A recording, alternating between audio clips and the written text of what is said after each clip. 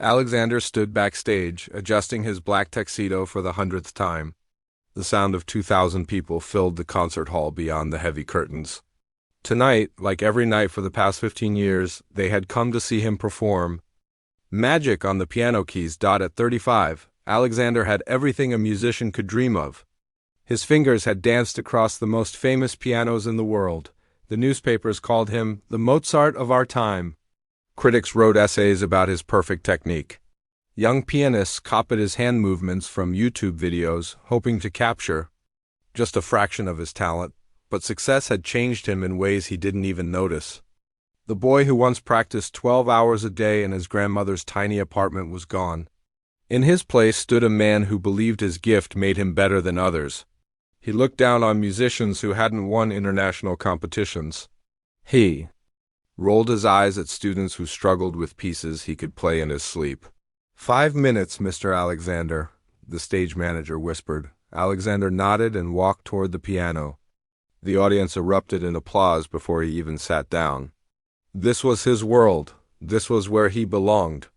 Everyone else was just pretending to understand music the way he did as he placed his hands on the keys. Alexander felt that familiar rush of power. These people had paid hundreds of dollars just to watch him play. Music critics would write reviews praising every note. Other pianists would study recordings of tonight's performance, trying to figure out his secrets. The first piece was Rachmaninoff's Piano Concerto No. 2. Alexander had performed it over 300 times. But tonight felt different. His fingers moved like they had a mind of their own.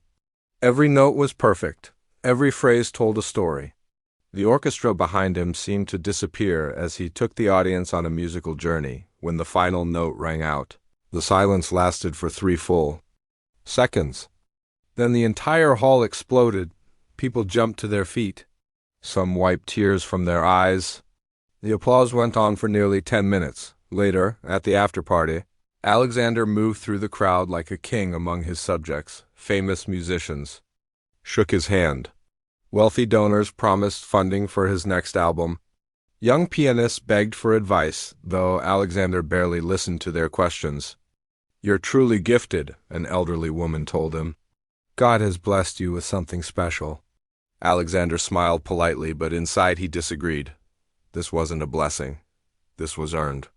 This was the result of his superior understanding of music. Other people simply didn't have what it took to reach his level. As the night ended, Alexander drove home to his expensive apartment overlooking the city. The walls were covered with awards, photos with famous conductors, and framed newspaper articles praising his performances.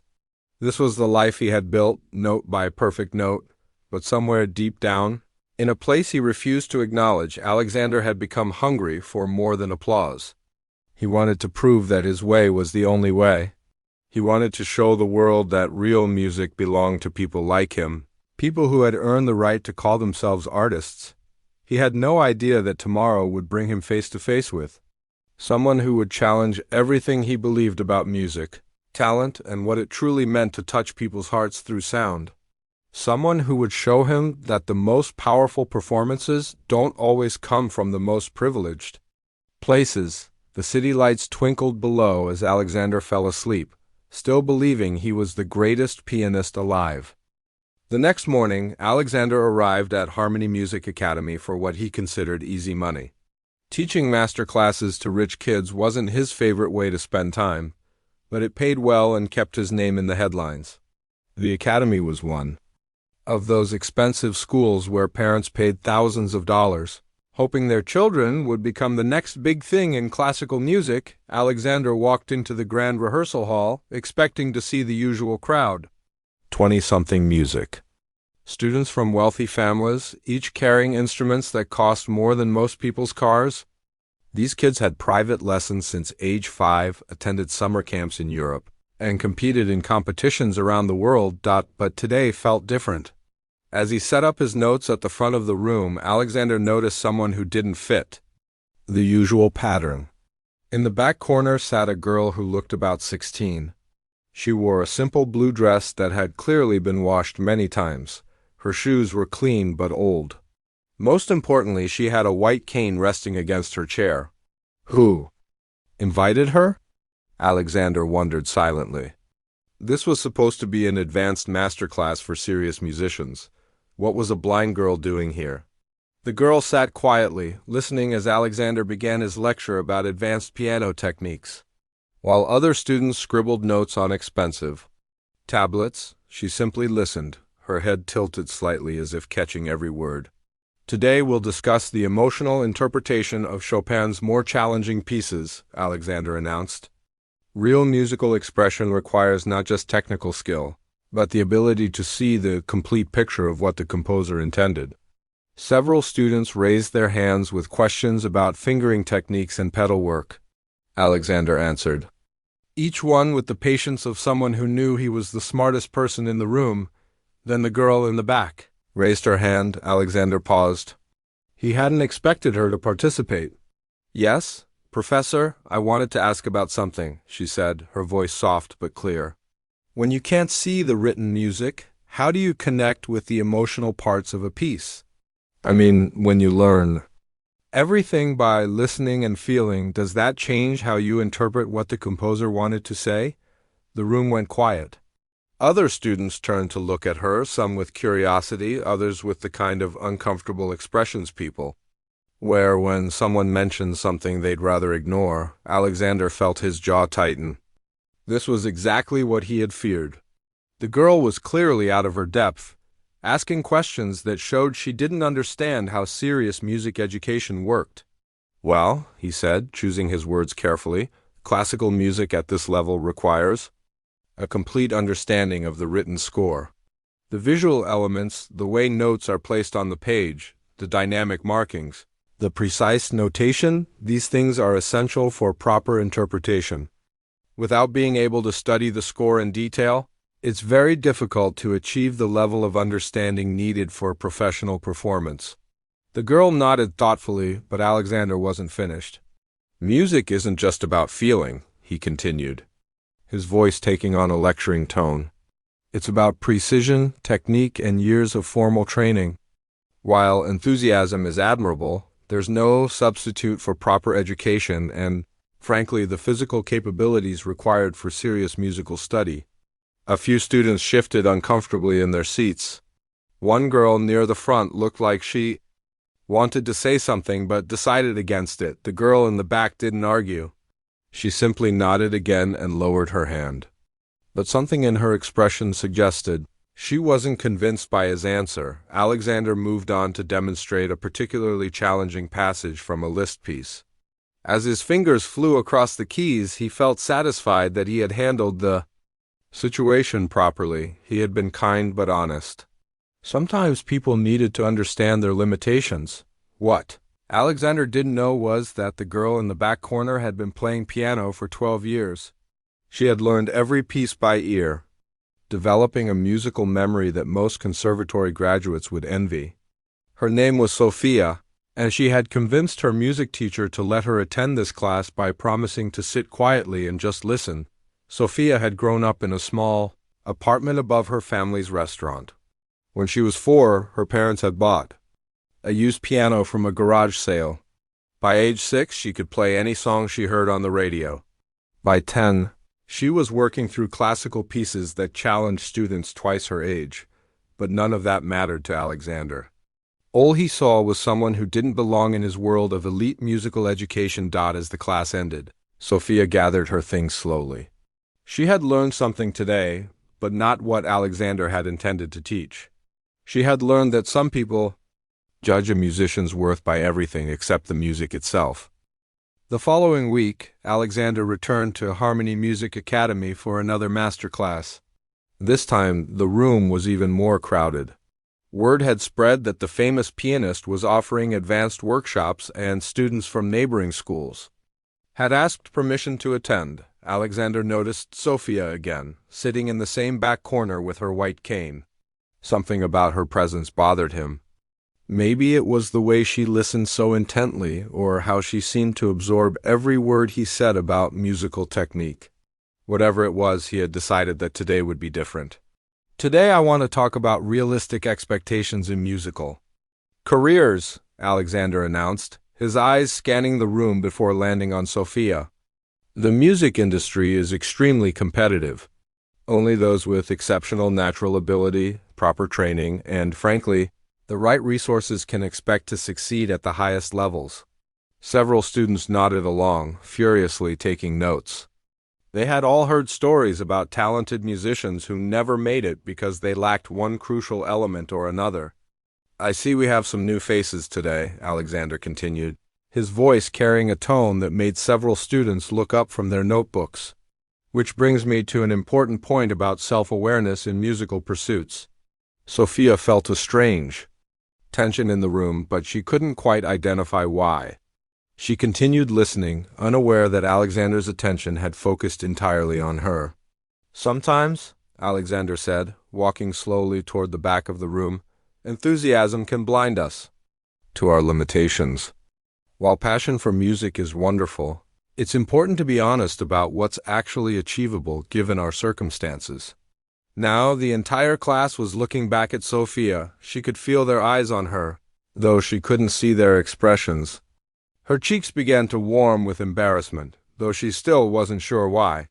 "For example," Alexander said, stopping directly in front of her row, "classical piano performance requires not just musical understanding, but precise visual coordination, the ability to read complex scores, and access to years of intensive training that costs tens of thousands of dollars." The room had gone completely silent.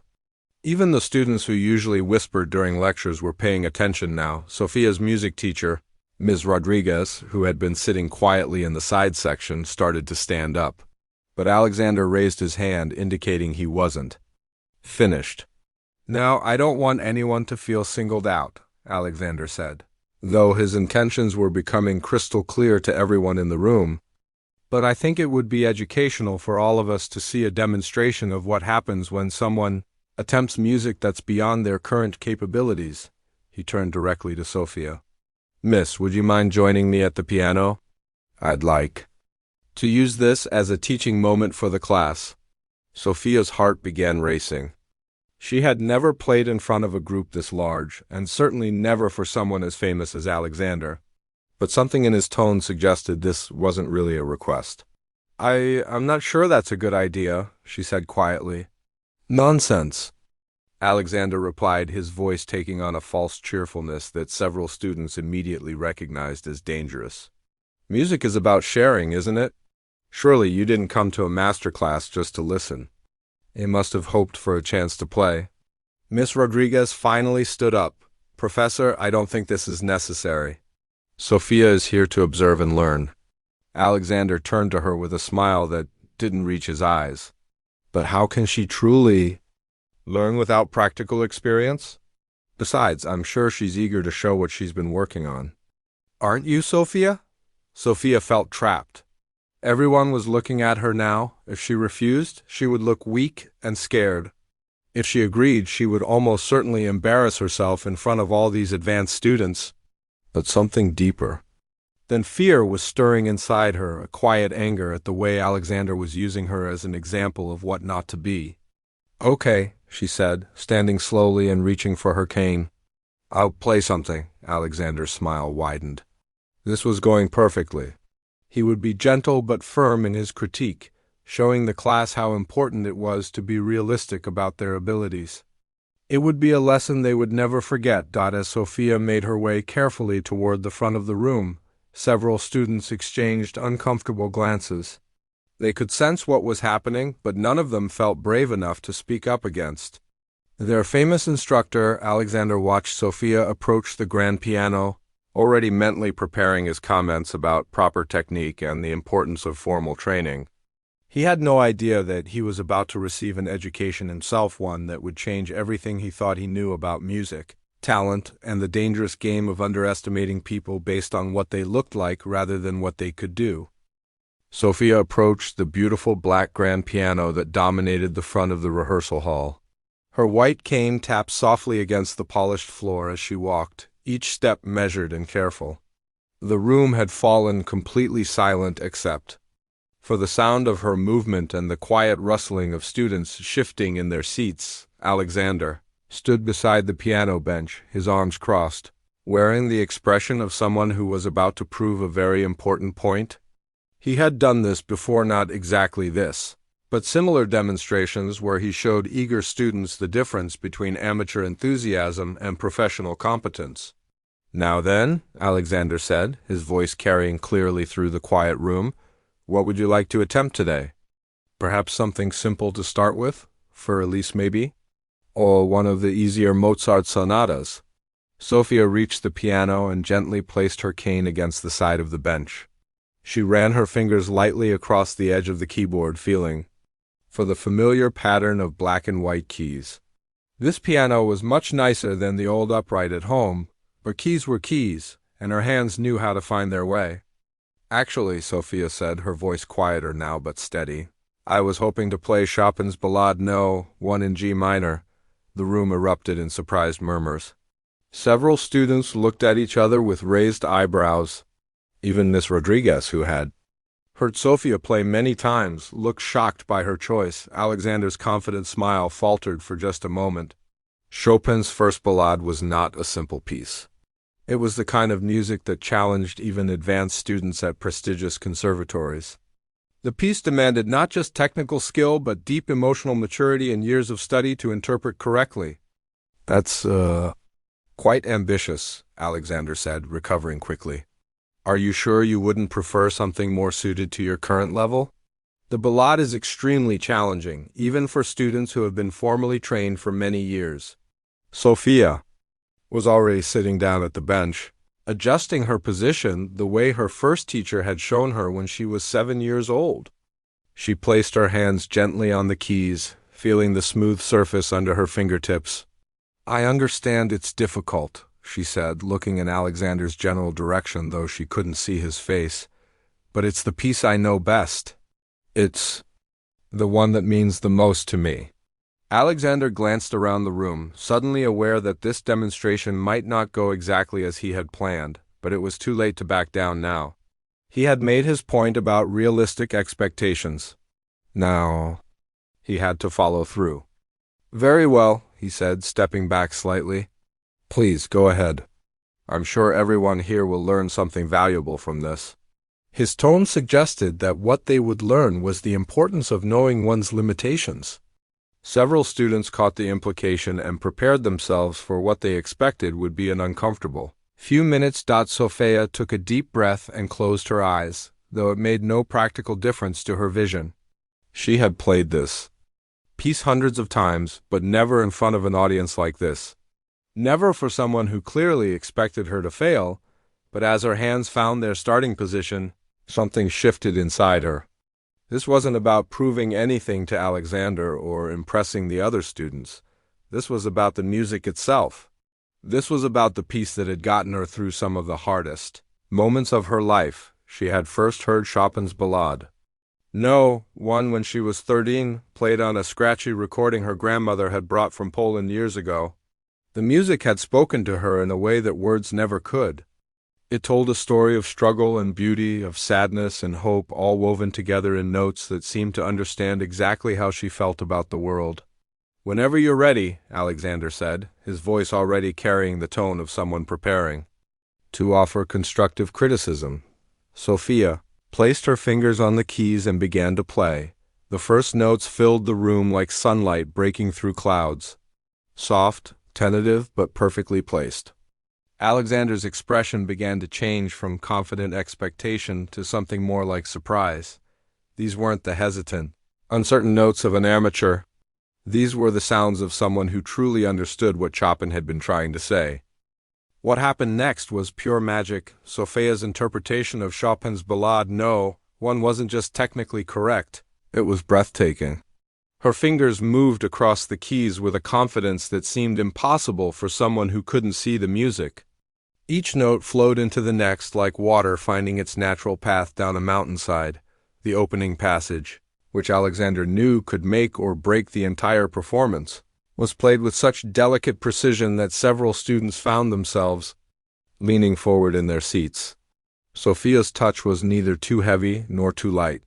She had found that perfect balance that allowed each note to sing while supporting the overall melody. Alexander stood frozen beside the piano, his prepared criticisms dissolving in his mind. This wasn't what he had expected. This wasn't what was supposed to happen. As Sophia moved into the first major section of the piece, something even more remarkable became apparent. She wasn't just playing the notes correctly, she was telling Chopin's story. Her interpretation revealed layers of emotion that many professional pianists struggled to express. The music spoke of longing, of loss, of hope rising from despair. In the audience, Miss Rodriguez felt tears gathering in her eyes.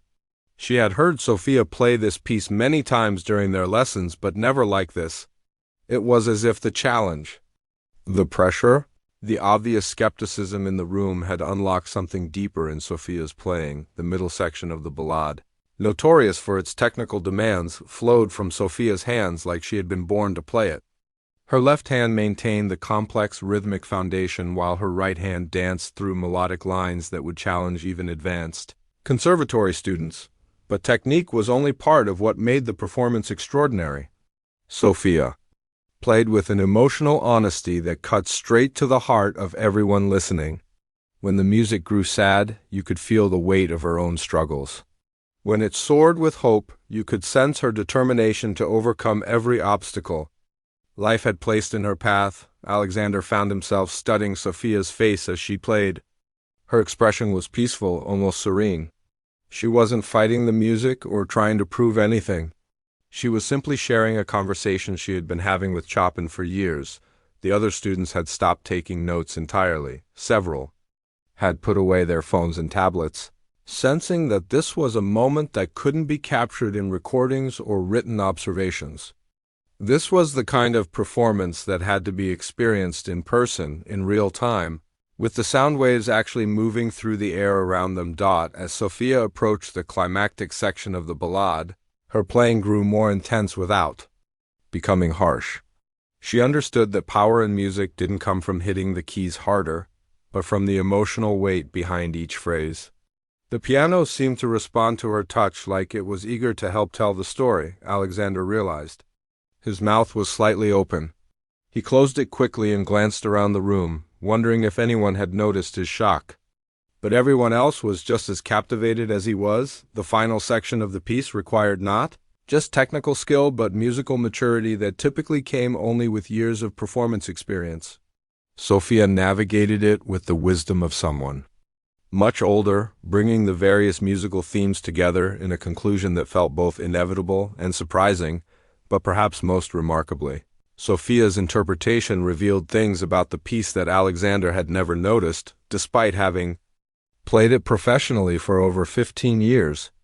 Her approach to certain passages showed a depth of musical understanding that couldn't be taught in any classroom. As the piece moved toward its conclusion, the room had become so quiet that you could hear individual students breathing. No one wanted to make any sound that might interfere with what they were experiencing. Alexander found himself thinking about his own performances of this same piece. He had always been proud of his technical mastery, his precise timing, his ability to execute every note exactly as written. But listening to Sophia, he realized that maybe, just maybe, he had been so focused on playing the music correctly that he had forgotten to let the music play through him. Sophia's hands moved through the final phrases with a gentleness that made the ending feel like a whispered secret between her and Chopin. The last note lingered in the air, sustained by the piano's natural resonance and the breath-held silence of 30 people who had just witnessed something they would never forget. When the sound finally faded completely, Sophia sat quietly at the piano bench, her hands resting in her lap, waiting for whatever would come next. The silence that followed Sophia's performance was unlike anything anyone in that room had ever experienced. It wasn't the kind of quiet that happens when people are trying to figure out how to politely respond to something disappointing. This was the profound silence that occurs when an audience has been moved so deeply that applause feels almost insulting to what they've just witnessed. 30 seconds passed, then a full minute. Sophia continued sitting at the piano bench, her hands folded in her lap, Her head tilted slightly as if she was still listening to the echoes of the music that had just filled the room. Alexander stood completely motionless beside the piano. His mouth opened slightly as if he was about to say something, then closed again. His prepared speech about the importance of proper training and realistic expectations had vanished entirely from his mind. In the audience, students who had been ready to take notes about whatever critique Alexander would offer found themselves staring at their blank notebooks. Some had tears in their eyes that they didn't even realize were there. Others sat with their mouths slightly open, still processing what they had just heard. Ms. Rodriguez pressed a hand to her chest, feeling her heart racing. She had known Sophia was talented, exceptionally talented, but this performance had revealed something beyond mere skill. This was artistry at a level that most musicians could only dream of achieving. Near the front of the room, a young man named David, who had been studying piano for 12 years, slowly shook his head in amazement. He had spent the summer at a prestigious music camp in Austria, working on this exact same piece with world-renowned instructors. His performance had been technically proficient and had earned praise from his teachers. But what he had just heard made his own efforts seem like a child playing with toy instruments. Alexander finally found his voice, but when he spoke, it came out as barely more than a whisper. That was ... He stopped, cleared his throat, and tried again. I've never heard that piece interpreted quite like that. It wasn't the response anyone had expected, least of all Alexander himself. Where was his detailed analysis of technique? Where were his suggestions for improvement? Where was the gentle but firm guidance about setting more realistic goals?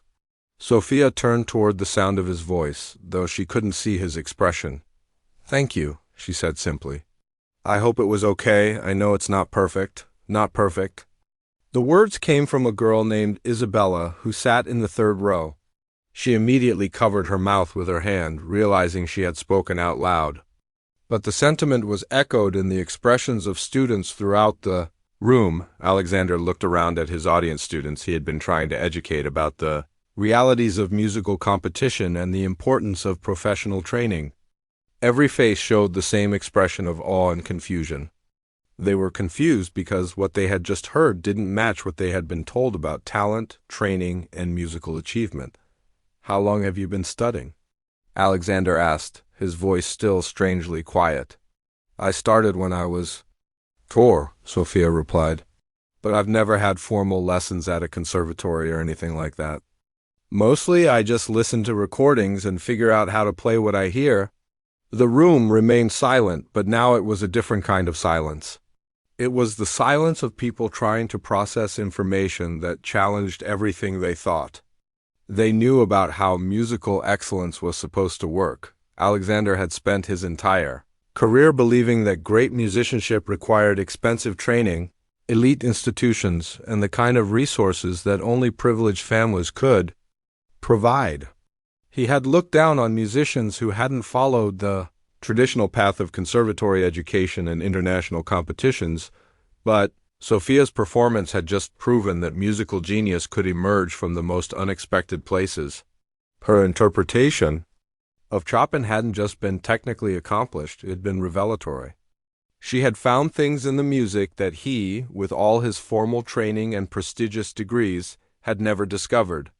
I think, Alexander said, his voice growing stronger but still uncertain, I think we should take a break. It was an unusual way to end a master class, but no one protested. Students began gathering their things slowly, many of them still seeming dazed by what they had experienced. As people began filing out of the room, several students approached Sophia. They didn't ask for autographs or selfies. Instead, they simply wanted to say thank you. Thank you for showing them what music could really be. Thank you for proving that the most important things couldn't be bought or taught in traditional ways. Alexander remained at the front of the room, watching Sophia carefully make her way back to her seat to collect her cane. For the first time in years, he felt genuinely uncertain about something related to music. He had come to this class planning to teach about excellence and standards.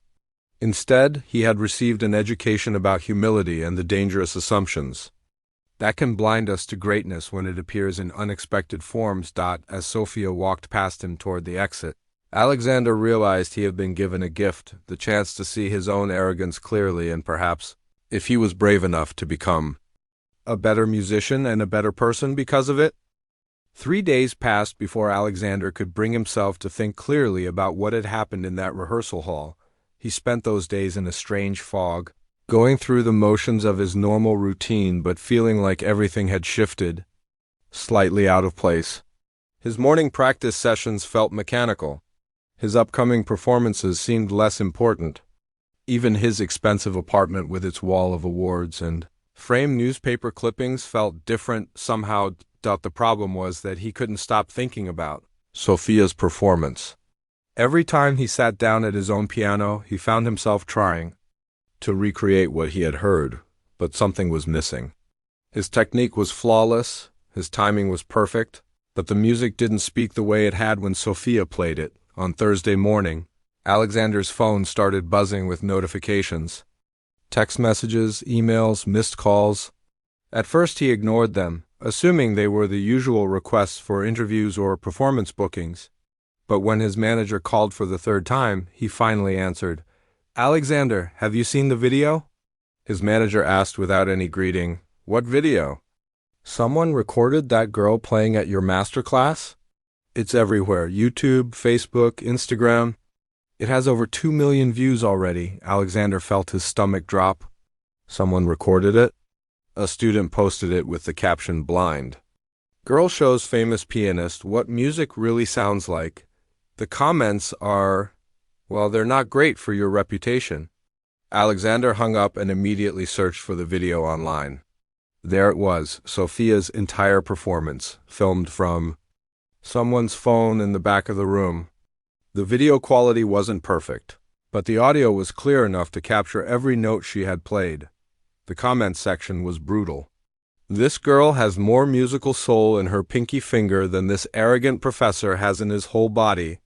Notice how quiet the famous pianist gets when someone actually shows him what talent looks like. She just schooled a world-class musician without even trying." This is what happens when music comes from the heart instead of from privilege. But it was the video itself that hit Alexander the hardest. Watching from this perspective, he could see his own behavior clearly for the first time. The way he had singled Sophia out, the condescending tone in his voice, the obvious expectation that she would fail, and then there was Sophia's performance. Even more remarkable seeing it from an outside perspective. Her posture at the piano was natural and confident. Her facial expression was peaceful, almost meditative. She played like someone who had found her home. The video had been shared by classical music blogs, picked up by major news outlets, and was spreading across social media platforms around the world. People were calling it the performance that silenced a master and when student becomes teacher. Alexander closed his laptop and walked to his piano. He tried to play the same Chopin ballade that Sophia had performed, but his hands felt clumsy and uncertain. Every phrase reminded him of how she had played it better. That afternoon, he did something he rarely did anymore. He called his grandmother, the woman who had first taught him to play piano in her tiny apartment when he was 5 years old. "Abuela," he said when she answered, "I think I've forgotten something important about music." His grandmother listened quietly as Alexander told her about Sophia and the master class and the video that was making him question everything he thought he knew about his own abilities. "Mio," she said when he finished, "do you remember why you first wanted to play piano?" Alexander thought back to those early days in his grandmother's apartment. He remembered being amazed that pressing keys could create such beautiful sounds. He remembered playing simple melodies and feeling like he was performing magic. "I wanted to make people feel things," he said quietly. "And do you still do that?" Alexander considered her question. When was the last time he had played music to move people rather than to impress them? When had he stopped thinking about touching hearts and started focusing only on perfect technique? "I don't know," he admitted. "Then maybe this young lady came to teach you something you forgot how to learn." That evening, Alexander drove to the community center where Ms. Rodriguez taught piano lessons. He had looked up Sophia's teacher online. and discovered that she offered affordable lessons to students whose families couldn't afford private instruction. The building was old and simple, nothing like the grand conservatories where Alexander usually taught. But when he walked into the small practice room where Sophia was working through a Bach invention, he felt something he hadn't experienced in years. He felt humbled. Sophia looked up when she heard footsteps, though she couldn't see who had entered. "Sophia," Alexander said, his voice very different from the authoritative tone he had used during the master class. "My name is Alexander. I was the instructor at your master class last week." Sophia's hands paused on the keys. "Oh, hello." "I wanted to apologize," Alexander continued, the words feeling strange in his mouth. "The way I treated you was wrong. I made assumptions based on things that don't matter, and I tried to embarrass you instead of listening to what you had to offer." Sophia turned toward him, her expression thoughtful. "Why are you apologizing now?" It was a fair question, and Alexander realized that a few days ago he might have given a defensive answer about misunderstandings or teaching methods. But sitting in this humble practice room, looking at a 16-year-old girl who had just reminded him what music was supposed to be about, he decided to tell the truth. "Because you showed me that I've become someone I don't like very much. And because your playing reminded me why I fell in love with music in the first place." Sophia studied Alexander's face, even though she couldn't see his expression. She could hear something in his voice that hadn't been there during the master class: uncertainty, humility, and what sounded like genuine regret. "I appreciate you coming here," she said finally. "But I didn't play that day to prove anything to you. I played because Ms. Rodriguez always tells us that music is meant to be shared." Alexander sat down in one of the plastic chairs that lined the small practice room. Everything about this place was different from the grand concert halls and expensive academies where he usually spent his time. The piano was an old upright that had clearly seen better days. The walls were plain white with a few motivational posters about practice and perseverance. But somehow it felt more genuine than any place he had performed in years. "Can I ask you something?" Alexander said. "How did you learn to play like that? I mean, your interpretation of the ballade was—" "It was better than my own," Sophia smiled slightly. "I listened to a lot of recordings. But mostly, I try to understand what the composer was feeling when they wrote the piece." Chopin wrote that ballade during a really difficult time in his life. He was homesick and worried about his country. When I play it, I think about times when I felt lost or sad, and I try to put those feelings into the music.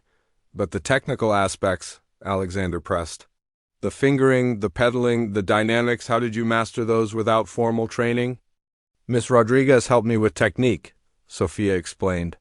"But mostly, I just listened to what sounded right.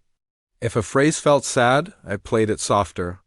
If it felt hopeful, I let it grow stronger. I didn't think about following rules. I thought about telling a story."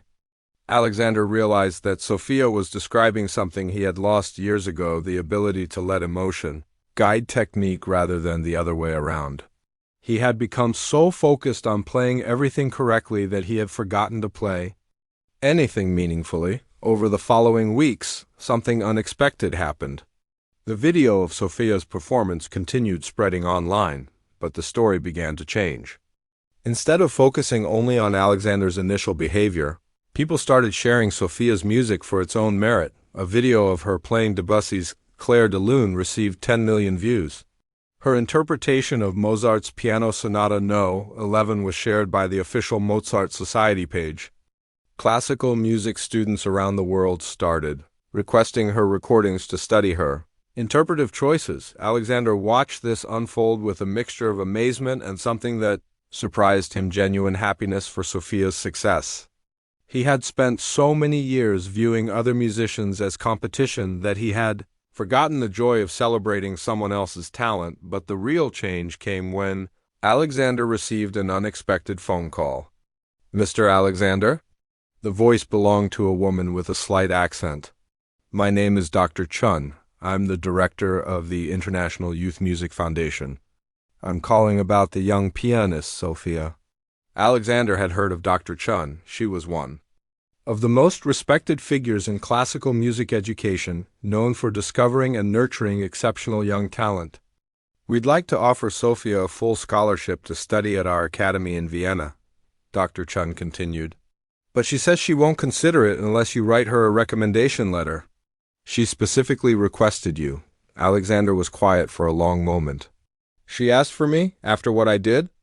She said you taught her something important about how not to treat people, but also that she could see you understood music deeply, even if you had forgotten how to share that understanding with kindness. 2 days later, Alexander sat down to write the most important letter of his career. It wasn't about his own achievements or credentials. It was about a 16-year-old girl who had reminded him that the greatest musicians aren't necessarily those with the most prestigious training or the most perfect technique. They're the ones who can touch people's hearts, the letter began. In 30 years of professional music, I have never encountered a young artist with Sophia's combination of technical skill, emotional maturity, and pure musical instinct. But more importantly, I have never met someone who reminded me so powerfully of why music matters in the first place. 6 months later, Alexander received a message from Vienna. Sophia had not only been accepted to the academy, but had been selected as the youngest student ever to perform with the Vienna Symphony Orchestra. The message included a video of her performance. Alexander watched it in his apartment, surrounded by his own awards and accolades. But for the first time in years, those achievements didn't feel like the most important things in the room. What felt important was the lesson Sophia had taught him, that the greatest musicians aren't those who play to prove their superiority, but those who play to share their humanity. Alexander picked up his phone and did something he hadn't done in months. He called his grandmother. "Abuela," he said when she answered, "I want to learn how to play music again. The way you first taught me. Will you help me remember?" His grandmother's laughter was warm and knowing. "Mio, I've been waiting for you to ask that question for 20 years. As Alexander hung up the phone, he realized that Sophia's greatest gift to him hadn't been showing him her talent. It had been showing him a path back to his own heart, back to the reason he had fallen in love with music as a 5-year-old boy in his grandmother's tiny apartment. The student had indeed become the teacher, and the lesson would last a lifetime.